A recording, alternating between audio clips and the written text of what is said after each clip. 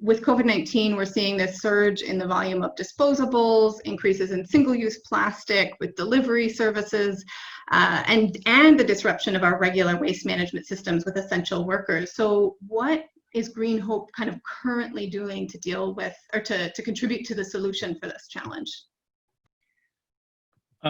What we see is really COVID is like a perfect storm in a way of that double whammy, right? People do need that single use because there's that perception you don't want to transmit the virus or bacteria through reusable bags, for instance. And there are many research that do show if people don't wash their bags, and people, if they bring it to checkout counter, and if the checkout guy gets it, then the entire days worth of people consuming the checkout counter will get it. So it's a very difficult problem, but at the same time, it really does drive, help our thinking towards what is the fundamental things to really be able to shift this pattern of consumption once and for all. Because at the end of the day, I call it, we do in Greenhope, we have to respect, first of all, the requirements for people need to be safe, right, and healthy. Second, we have to respect the requirements of the solution needs to be economical.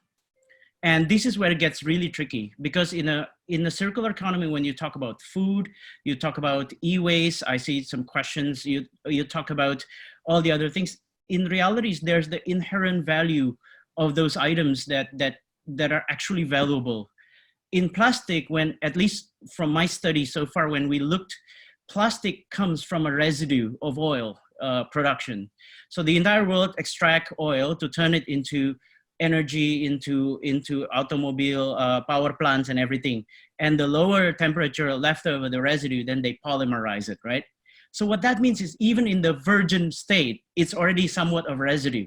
And in the low oil price world, that makes it very hard to make a shift towards bioplastic, for instance, or because by definition, it's going to be more expensive economically.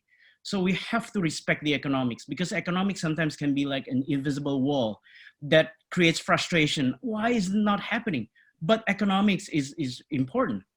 And COVID with the depression that is coming, or recession, whatever it is, it's becoming more important. So the world, unfortunately today, act based on an invisible checklist in their mind. You know, it has to be cheap, it has to be functional. If it doesn't, it's not functional, and we're not going to do it. Then it has to be, then in the environmental value is like the third. So how to actually present a solution that is respecting the economics, the functionality, that you don't make a trade-off on the functionality, because they cannot make that trade-off on functionality. That's what we see in the COVID case, right? And then third is the environmental value needs to be together. And again, solution alone won't be enough. That's why we need collaborations with people in NGOs. We need collaboration with people in government, because we do need some sort of incentive. We do need some sort of disincentive for people who are using conventional item, non-recyclable, non-biodegradable. Those things needs to be over in reality. And if we build the external cost of to the environment into the product, then those products should be more expensive than the green ones. So who's brave enough to change the economics of things? But until that's changed, we're facing this somewhat of a uphill battle in a way. So, but I'm optimistic. I mean, Greenhope has been growing double digits, high double digits for the last 3 years and stuff. So the momentum is there, the awareness is there, and COVID needs rejigging of our business plan. But I believe people will put more importance. But the three things needs to be together: the economics, functionality, and environmental value. Yeah.